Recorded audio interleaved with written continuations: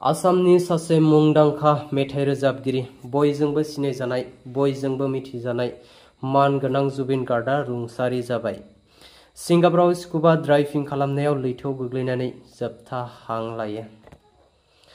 जाथायनि सायाव बिटिआरनि सिइएम मानगोनां प्रमद बर' साराबो दुखु मोननाय फोरमायदों।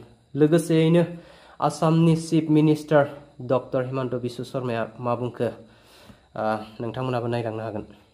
प्रथमते आमार अखमर सन्तान विश्वविख्यात एजन संगीतकार गायक आमार सकलोर हियार आमथु जुबिन गार्ग डांगरिया स्वर्गबासी हल बुली सबे शुनिछु आरो तेखेतर कारणे मैं श्रद्धा जनाइछु आरो तेखेते सदाय स्वर्गत भाले थाको आरो तेखेतर स्वर्गबासी होवातो आमार बहुत डांगर एटा क्षति এই ক্ষতিটো কেতিয়াও পূৰণ কৰিব নোৱাৰিব। তেখেতে যাতে সদায় ভালে থাকে ইয়াৰ কাৰণে মই ঈশ্বৰৰ তাত কোটি কোটি প্ৰাৰ্থনা কৰিছো।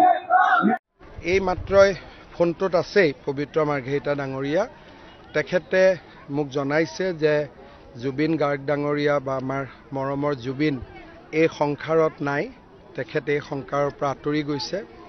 খুব মৰ্মান্তিক ঘটনা, মৰ্মান্তিক দুখদায়ক ঘটনা।